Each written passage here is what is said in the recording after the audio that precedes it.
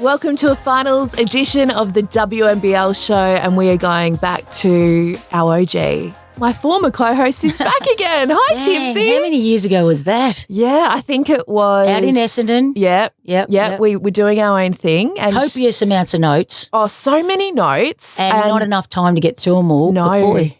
Oh, Joey the pig. Joey Pig was our producer. Yeah, it was good times. Yeah. He has. And we're back here, reunited for finals, Timmsy. And it feels so good. Anyway. Doing your own sound effects. We've got plenty to get through today, which is going to be awesome. Yeah. So we're going to look ahead to the semi-final series. So we've got Southside and Melbourne Boomers Wednesday night, Townsville Perth starting Thursday night. It's International Women's Day. On Wednesday, we're going to catch up with Cheryl Chambers, the head coach of the Southside Flyers. We're going to go through the awards. They were last night on Sunday. So we've got so much to get into. Yeah. I'm going to be running a tight ship today. Hopefully not the captain. Hopefully not the Titanic, but we'll see how we go. Probably the Titanic. It's been a while. Let's quickly whip through the round 16 results. They did have some bearings on the final ladder placing. So Bendigo had a last-ditch attempt to get fourth, but they lost to Townsville, who continue on their merry way. They finished up obviously minor premiers and had 2 games this weekend. But for Bendigo, they started the season 7-zip and didn't make the final 4. Yeah, well, you know what, though? I mean, Kelsey Griffin going out so early was, midway through that season. You can see by the way she polled in the MVP votes how well she played prior to her injury, and her not being able to come back, coupled with the fact that I think they didn't have an import, which was very impressive that they went into the season without an import, and I thought it was fantastic. It was the only club in the league that didn't have an import, and they were rolling. Admittedly, they did play what was to be the bottom teams at the start, but I think Kelsey going out was just too big a loss for them on the back of not having any imports as well. Yeah, huge loss in KG23, that's for sure. Perth began what is currently a big road trip for them. We know that they are off to Townsville, but they had a date in Adelaide with the Lightning. They got over them by 4 points. So good for Perth to go in with a pair of wins ahead of the finals. But for Adelaide, it was a bit of an up and down season, but to come within 4 points of a finalist without Talbot and Borlase was a huge effort. So Nat Hurst and the crew would be happy with that, I think. Yeah, I don't know they'd be happy with their season, but they'd be happy with maybe the way it ended. But exciting time, exciting things coming out of Adelaide. Borlase, I know we're going to speak about her a lot later, but boy, from the very first few games, she was somebody who's going to be special, and I'm glad she got her just rewards that we'll talk about a bit later. And then Perth headed to Canberra for their second game of the weekend. Ooh. Just got over the Cats. Yes. Sammy Whitcomb, fantastic as she has been all season, but Shanice Swain, 33 points.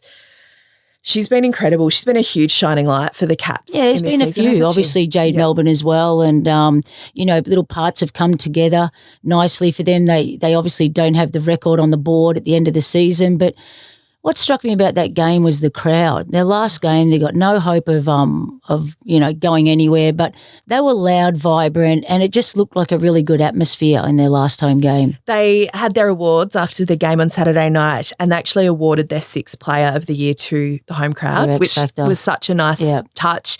I think it was their biggest crowd of the season, and the fact that they've come win, lose, or overtime all season is a testament to that organisation. Congrats to Alex Bunton, who organised their domestic violence round. Obviously, she is a victor of that horrible, horrible thing, and they did a great effort raising awareness and money for that game. Battle of 1 and 2 at the State Basketball Centre, and Townsville continued on their merry way, finishing the season with 12 straight wins. It was convincing, defensively very sound. Yeah. It was. I was a bit surprised. I mean, they're definitely on a roll. They're definitely a good team, but I was surprised by the scoreline and the way that the game played out. It was interesting, wasn't it? Because they couldn't move on the ladder, but you want to go into finals with winning momentum. It's funny. I had a chat with a coach about this. About last game doesn't mean anything. How do you play it? And in my mind, I've got no doubt. I want to keep grinding away, want to get a win, be feeling good. I don't want to be resting my stars or anything like that. So it's really interesting that some coaches have that perspective of whether they want to rest their stars, have them fresh for the first semi on the Wednesday, or go out and play and, get the warm and fuzzy feeling about getting a win under your belt or doing your best and ironing out some things. So it's an interesting mentality when you talk. Different coaches have different ways they like to go about that. No Townsville player played more than 30 minutes, so they got some good minutes into everyone. Nicholson didn't play, just on resting players. Perth rested Scherf and Ryan in their game against Canberra, in saying that they are on the road for a long time. But congrats to Amy Rotschi, who did a superb job continuing the Lifeline round legacy in Jenna O'Hay's honour at Southside. Yeah, that was great, because for a while it just seemed like it was gone. Yeah. So I was so happy when I heard that, and I know that Jenna O'Hay herself would be unbelievably impressed by the girls. Yeah. Going out and making sure that was around in the WNBL, even though it wasn't given a league round. Yeah, no, the Flyers, led by Amy Rotschi, did a great job. And then the Boomers finished their home and away campaign with a big win over Sydney, 40 points in the end. Tiff Mitchell, the star as she has been for much of this season. I love me some Tiff Mitchell. She's just exciting to watch, as is my other favourite girl, Christy Wallace. I love watching those two play. But I've got to say, I was at that game and I just thought that the first half was a struggle. I mean, it wasn't until the third quarter and that Boomers really, really got on top of them, was convincing. And Sydney sort of they ran out of legs. They came down with 8 players and their tongues were on the floor. But, Keely Froling was fabulous. She, was causing a lot of issues for the Boomers in the first half. But, the Boomers got it together and absolutely demolished them in the second half, and probably not deservedly the way that Sydney should have went or finished the end of the season, because I thought Shelley Gorman's done a fantastic job, and the girls rallied after, in the face of adversity, with everything that's gone on, playing some good hoop. And it was just a pity it sort of pitted out to that with their 2 stars, not playing in Mangakai and Willoughby. Import, yeah. So that was like, I know a lot of people in the crowd, they came specially to see those 2 play. So it was really disappointing that they were injured and couldn't play the game. Yeah, especially considering the 2023, from January to now that Tiana's had, and with Keely, those 3 have been the Flames' best players. But Keely Froling, her 150th WNBL game, I couldn't have more respect for Keely, the way she's conducted herself as a young captain of that team this year.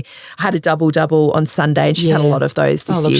She's been fantastic. Yeah, really well done. Really opened my eyes about her, and she's really had, well, you know what, I want to say a good back half of the season, but she was actually playing well, early on as well. I really noticed it since the whole Shane Heal thing happened and the changeover of coaches, that she really stepped up and really maybe took on that leadership role even more. Even though she was captain, it was even more so, so galvanising the group. Yeah. So she did a terrific job, and congratulations to her for getting a berth in the Opal squad. Yeah. Well deserved, that's for sure. So that was round 16, the final regular round of the season. And after that came the awards night, which was great on Sunday night. Let's go through the awards now. We'll start with the Community Award, the Signet Community Award for the first time. This was inspired by Jenna O'Hay and her work with Lifeline. And the winner was Steph Reid, and she was a deserved winner. Tell me, why? Well, she does a lot, but she is involved with the Brighter Lives Townsville Hospital charity. She does a lot with them, but she also does an incredible amount of work with the youth justice in Townsville and encouraging those girls and working with them and getting them interested in basketball. I couldn't speak, I know you love Steph Reid, but I couldn't speak higher enough of her probably more so off the court and the person and role model she is than the outstanding player she is on the court. She actually said to me at the start of the season when they announced this award and that it was inspired by Jenna, that one of her goals this season was to win it. Wow. So congratulations, Steph. Yeah, that's fantastic. I don't know Steph that well. I mean, I love her game, and I was privileged to be part of handing over her first jersey for the Opals, but she seems like a real quality person, which you've just outlined there off the court as well. Absolutely. So, and just, that's something that I'm really proud of all the WNBL players actually. But, when I think of Steph and people like Christy Wallace and that, they do such a terrific job, LJ, with the fans. And Steph Reid definitely does that as well. Yeah, absolutely. The Robin Marr Defensive Player of the Year, and Robin was there to present it, which was wonderful. Unfortunately, 9-time winner Emily McInerney couldn't make it. She was seated next to me, so I was looking forward to seeing Macca, but she's as much a legend in defensive terms. And that went to Steph Talbot, and it's certainly not the first time she's won it, but some great news for Stelbert after obviously... Stelbert or Talbot? Stelbert. You're putting words together. Yeah, right. After obviously she had surgery last week on that ACL, which has been terrible news, but shocking news for her, especially, getting ready to change WNBA clubs and, starting again with a new franchise. That was going to be very exciting. But, fantastic. We all know Steph's a real quality defender. We're really fortunate in the Opals to have Steph really lead the way defensively, and watching the WNBL this season, we've got a few more that are going to be able to carry some load and, got to stop hitting that. But you mentioned Steph Reid, I'm going to put this a nice way, she's a dog. She's just being a point guard, she reminds me of Debbie Black, up in your grill, up in your face, and that's the worst thing, that sort of constant pressure that she can provide on a player and sustain it for 40 minutes, or I don't know how many minutes we play these days. Anyway, 40 minutes a game is fantastic, and going to, add to, if she makes the Opals, add to the Opals defensively as well, huge. Another great defender in our WNBL. So congratulations, Steph Talbot. One of the other great stories of this season and on the night was Izzy Borlase from the Adelaide Lightning. She was Sixth Woman of the Year, and she also was awarded the Betty Watson Breakout Player of the Year. Dressed beautifully. Well, that's important. But just, young 18-year-old, dressed beautifully, spoke equally, beautifully as well, very articulate. And say it. Who said it early? Who said that she was going to be something special early? You did. Thank you. Thank you. Sorry. Come on. But is it another wonderful story? And part of the Opal squad as well. We'll go to her first camp. Absolutely excited for this kid. She's I had never heard of her until this season, and to just look at her body shape, those shoulders. She's built to be a hooper, and her game was just, I just love the way she sliced and diced with no fear, and it was so exciting to watch, and really happy to see her win this award. So composed for an 18-year-old. Coach of the Year for the second time in 3 years from the Townsville Fire, Shannon Seabohm. One of my favourite awards of the night. I thought he was so deserving. Yeah, I'm a huge Shannon Seabohm fan. He's, chasing Tom Maher's, Tom's got five, I think. Yep. So he's trying to chase Tommy Maher down. But he's just, speak of quality people off the court, he's a great guy off the court. I love the way he coaches. I love the way he has his players willing to run through a brick wall for him. And not all coaches have that. You can be a good coach, but for me, I find the great coaches I've had are the ones that, they speak and you just want to run through that wall. And for me, Tommy Maher was that. And obviously Shannon has that quality about him. He has the ability to get his team to buy in and become so tight, and they'll do anything for him. And I loved actually watching the very end of the game against Sydney, which poor old Flames should have won that. I thought they had it. I was doing a little happy dance for Sydney. And then Willoughby, Hawkins shot that, little baby hook over a defender. And then she ran off the court and ran straight to Shannon. And so for me, that spoke volumes to what impact he has amongst his team. But he's definitely, we speak about future Opals coaches, and for me, he's, has to be considered as one of the next, coaches possibly in line for that job down the track somewhere. And then the big one, Timsy, the Susie Batkovic medal went to Kayla George from the Melbourne Boomers. Great recognition for an unbelievably consistent campaign. Oh, fantastic. Look, I think this is her best basketball at times this year that I've seen her play in her career. And, going into this, I was thinking, who's going to win? And I thought that, everyone thought Kayla, Tiff, and there was a number of names, and I'm thinking, maybe, Tiff and Kayla are going to take votes for themselves, so I wasn't sure. But to hear that she won, be announced as the Susie Batkovic MVP was absolutely fantastic. She's had a stellar WNBL season this year, and she, leadership, hitting big shots, bringing that new group together. Because let's face it, it's a fairly they've got a lot of moving pieces in that team, and the way it's shifted around dynamically throughout the season takes good leadership to hold that all together. And I think she's done a fantastic job playing her best hoop, and deserves this MVP honour. Especially when they lost Tess, for the season, to be able to step up in a leadership, in a leadership term of that was fantastic. In accepting the award, she mentioned Susie, that I think her first Opals camp as a teenager, Susie was guarding her, and she nearly ran away because she was so scared of Susie. But obviously they played in 3 championships together at Townsville. So a very deserving winner. Well done to Kayla. And she joins a very illustrious list of Bulleen Boomers, Melbourne Boomers that have won that. Obviously Katrina Hibbert won it twice. Holly Grimer won it. Liz was the last Boomers MVP. Debbie Slimman. It's an incredible list that she joins, not only in terms of Boomers winners, but obviously across the league. So it's quite an incredible 12 months she's had. From the bronze medal onwards has been huge for Kayla George, and now heading to the WNBA back again. It's really exciting for her. I'm really happy for her. A terrific story. Yeah, that's it really for is. sure. And new baby as well. Forgot to mention that. One of the 11 mums in the league, and Pearl was there last night, as she always is with Kayla. She burst in tears after the way that the table erupted, led by Tess Madge, and it was great. And of course, because Kayla Thornton came second, so it was that sort of Kayla, that suspense, which Kayla is it. So the top 5 was Annalee Maley, Sammy Whitcomb, Tiana Hawkins, Kayla Thornton, Kayla George. A great mix of local talent, but also imports, first-year imports, mind you, that have come in and had an immediate impact at Townsville and Southside. Speaking of imports, I've got to say, at the start I was thinking, geez, the quality of imports we've got this season is pretty nowhere near like the year before.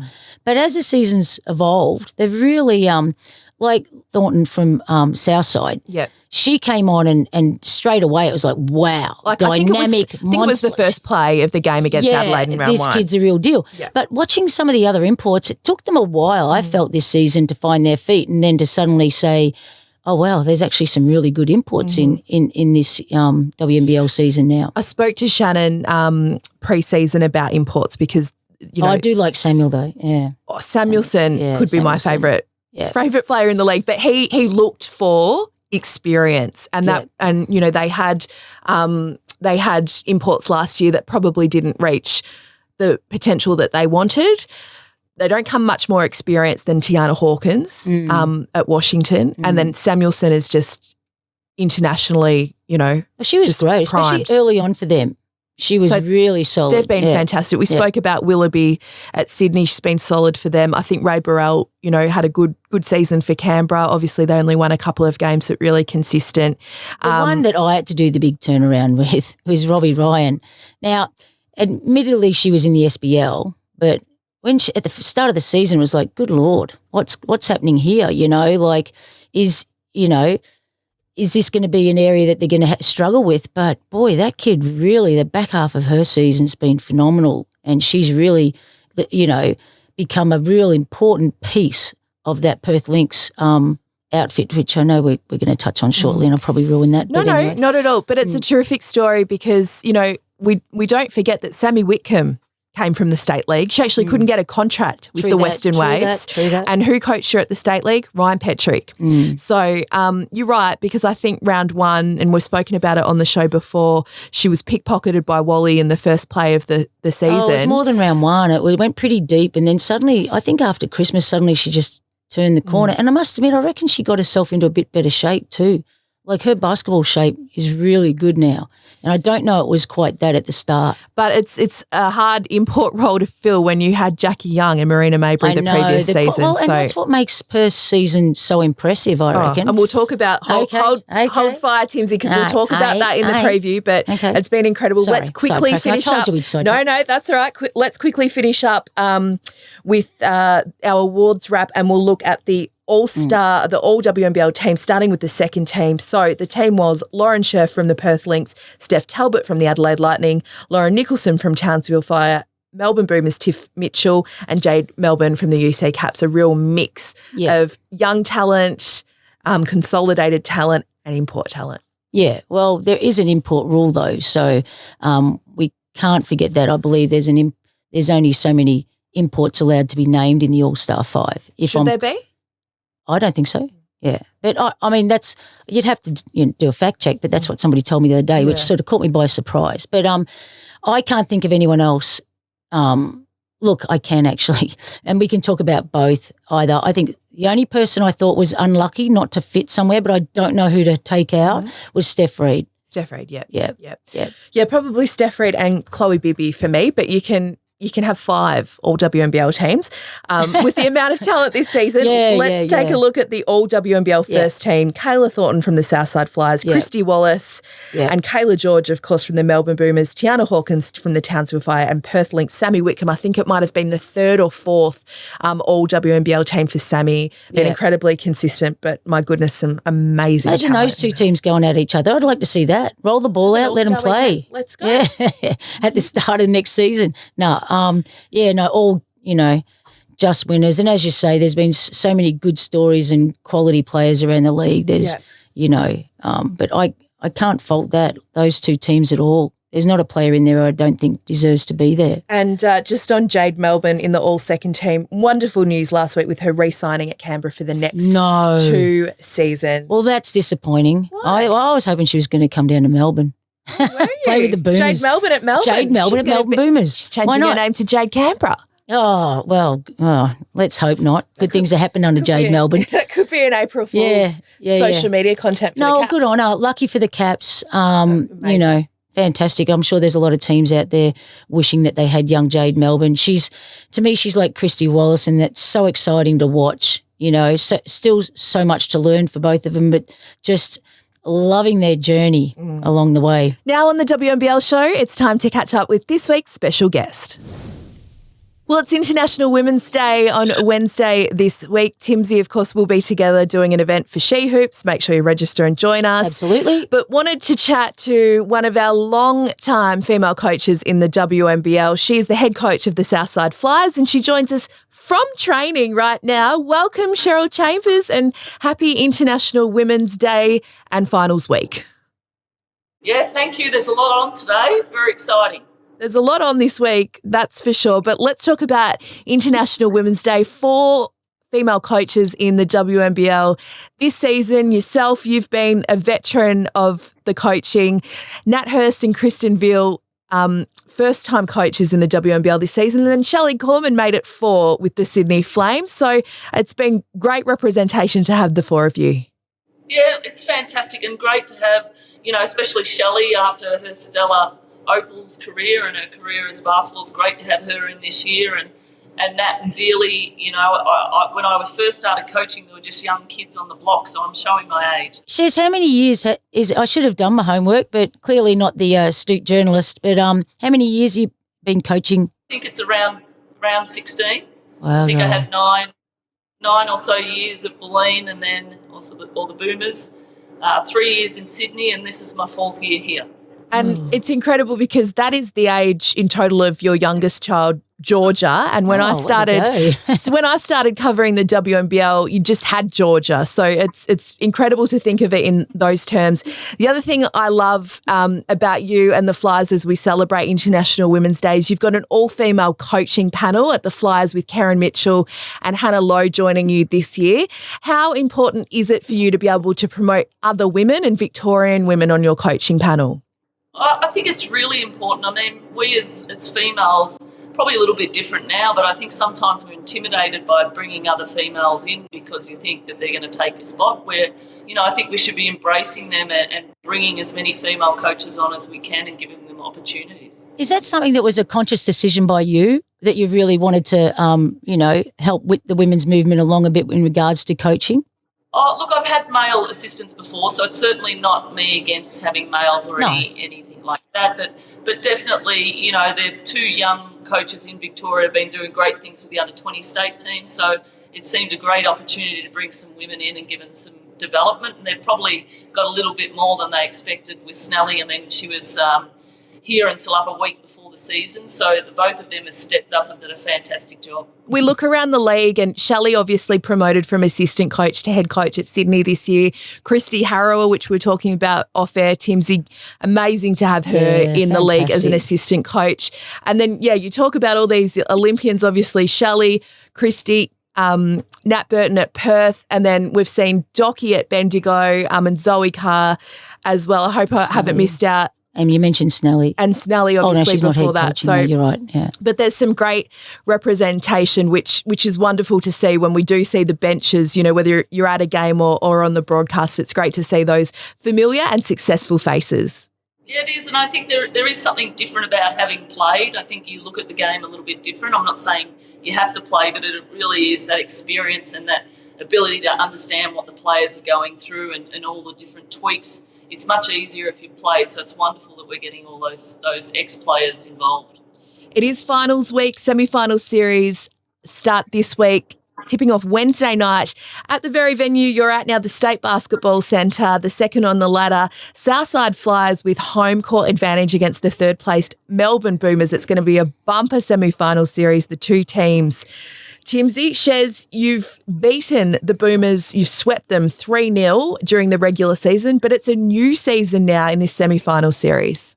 Yeah, absolutely. As you say, finals are always a lot different than during the year, so it starts an even slate. And, we're really excited, not only just to be in the finals, but to have one against the crosstown rivals. I think it's really exciting, and I think the stadium will be filled and, the vibe around Victorian basketball will be great. Timsy, what are you expecting in this semi-final series? Look, I'm just sitting here a little neutral at the moment because, I'm definitely going to be going to all the games and I'm very excited about it. I'm hoping it's going to go to 3 games.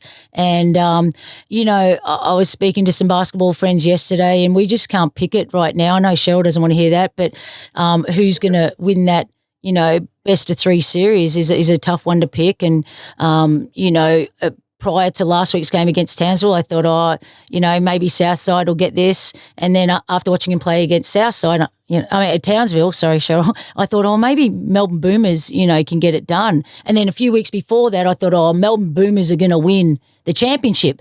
But the way things have unfolded the last 4 weeks, 5 weeks in particular, I reckon we're just in for an absolute fantastic final series in both the semi-finals plus the grand final.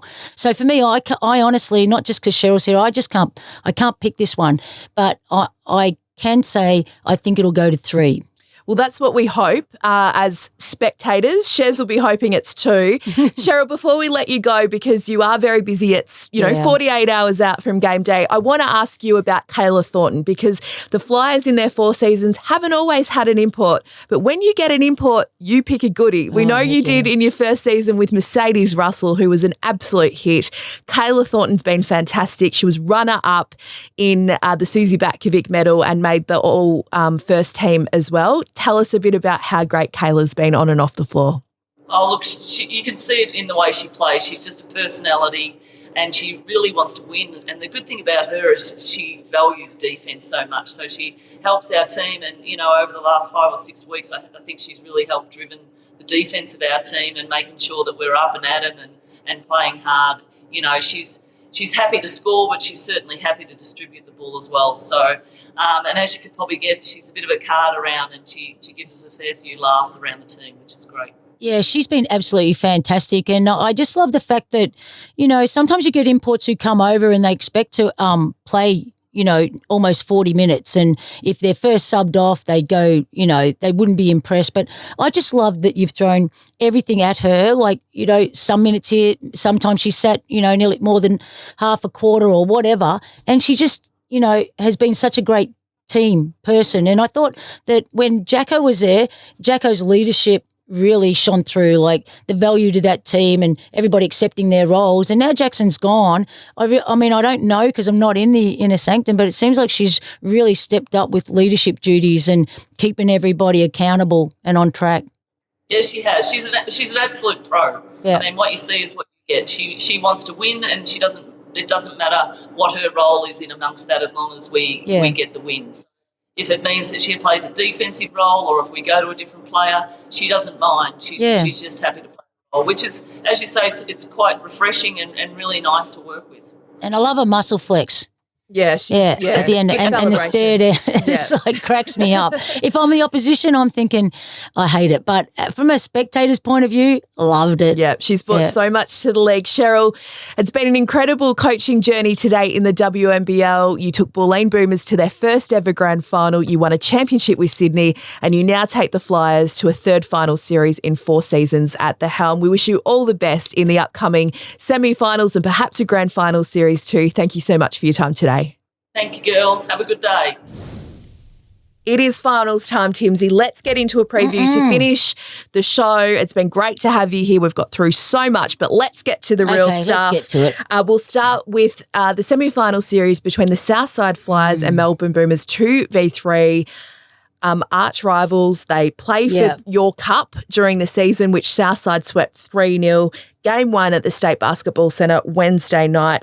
We spoke to Cheryl Chambers about it. For me, I'm so intrigued because Southside swept them 3-0 in the home and away season. And I think surely that can't continue in a semi-final series. But do they have the edge over them mentally, or did the Boomers win when it matters? No, I think that all the players are professional enough to know that it's right now, past results don't count. And you go, it doesn't matter, that they've swept them in 3. I'm sure both teams aren't even thinking about that right now. But look, for me, I'm salivating at thinking of watching. You got Rochi and Conti versus Christie. Well, that whole thing is critical for me.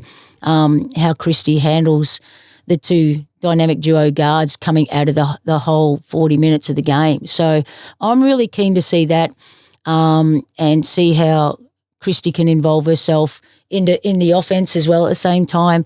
Boomer's got to crash that O-glass and push the ball. I think they look great when Tiff's out and running, and it'll be real. I can't pick it, to be honest. I think we're in for 3. I hope we're in for 3. And it's going to be exciting. I wish I could be more, I wish I could tell you more about both teams, but I just know that it's going to be a dogfight, and I imagine it'll be a low-scoring grind. Which we do see in finals a lot. So Sarah Blitzarv's 41 points last time they met. So we talk about weapons. You mentioned some of the Boomers. You've got Sarah Blitzarv's. LJ, obviously not part of that rotation anymore. Abby Bishop's, step back into that starting lineup. And then Carly Ernst, she won a championship with the Boomers last season. She packs an almighty punch off the bench. Yeah, they're deep. They're definitely deep and playing well as a group and all accepting their roles. So, and they're well coached as well, as both teams are. So, but I'm really intrigued to see who can, from my point of view, who can keep their man in front of them, because it hasn't been it's been a battle at times of teams being able to keep their man in front of them and stop them from getting into the paint, which Tiff and Christy Wallace do so well at any time they like. So, and then on the other end, you've got, Southside who can get it and run the ball down your throat.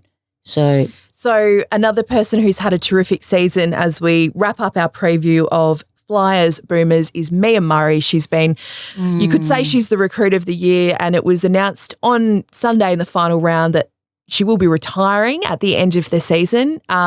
We'll save the retirement and career celebration, hopefully for a few more weeks. But we know she's had an incredible career, but she's been an incredible pickup for Melbourne, and she's got plenty more to offer and to give in this these finals. Absolutely, she's until she got injured, I thought she was in the run for most improved, because she was just having an amazing season, and she was a bit of the glue that fixed a lot of spots for the Boomers. She could play anywhere from the 2 to the 5 and just help out wherever it was needed. And now, so the last few games, she started to come back in. And yesterday she had a really, a good solid game. And every time she, shot a 3 or did something, the crowd went nuts. So there's a lot of love for Mia, and everyone respects the importance she is to the Boomers' final outcome, I'd say. 300 plus games. We know, she's a Rachel Spawn medalist as well in Townsville's first championship, I think. So we look forward to plenty more from Mia over the next few weeks as we move on to our second semi-final series. It is Townsville Fire and Perth Lynx. 2 incredible stories when you think that Townsville have finished the season with a club record best home and away season, but on a 12-game winning streak. What was they Danny entered the Nong's? finals. Remember when Danny Nong went on that? To ask when you we about lost, that. I reckon it was Boomers 10. lost to Danny Nong, and they went on this massive. Yeah, so they went into. So this was 2011-12. Yeah, an incredible grand final between Dandenong and the Boomers at the State Basketball Centre. Dandenong were in all sorts over the Christmas break. Just before the break, then came back and went on this crazy run. I think won 10 in a row on the way to the championship. So, sad memories. But that was incredible. And but this is unbelievable what Townsville's doing. And they are rolling with such confidence, that, as I mentioned before, they're together. They're working as one, and teams just don't look like they've got an answer to slow them down. But then you got Perth who's coming in, and you know what? Let's face it, Townsville like to, they like to use the ball. They like to get you through sets. They like to get to the end of that on ball and pick you apart because Steph Reed's so fantastic at that. And then you got quite the opposite in Perth who love to run and gun. So it's really for me, it's different styles of games going to be played against each other. I'm really looking forward to seeing what game plans each coach comes up with to combat. Just taking you back to that Dandenong championship season, I will always remember the impact off the bench that Tegan Cunningham had in that run. For me, a completely different situation, but Courtney Woods, my goodness, has she stepped up in the absence of Nicholson and Reid, sometimes Nicholson, sometimes Reid. She's been starting. Yeah, she's been great. She's averaging unbelievable points for her minutes. And looks at home out there. Yeah. She's been fantastic. On Nicholson, hasn't played the last few games. It's still a wait and see, but pretty remarkable. They've won 12 in a row with Nicholson missing in a lot of those games. Yeah, they've been phenomenal. And you can just, you can just feel it. You can feel it at the games, watching it on TV, how tight this group is and how much self-belief they have. And then to consolidate it in that win against Sydney, that's got to, on the buzzer when everyone else thought it was over, to come up with another win. I mean, that just, it's steamroll. I mean, it's, collectively steamballs into – is it steamballs? No, snowball. Snowballs. Yeah. There it is. Not a steamball. Snowballs into an unbelievable self-belief that in the clutch situations we're okay. Well, we're going to find a way. We saw it 2 weeks prior when they beat Melbourne and really should have won that game in regular time.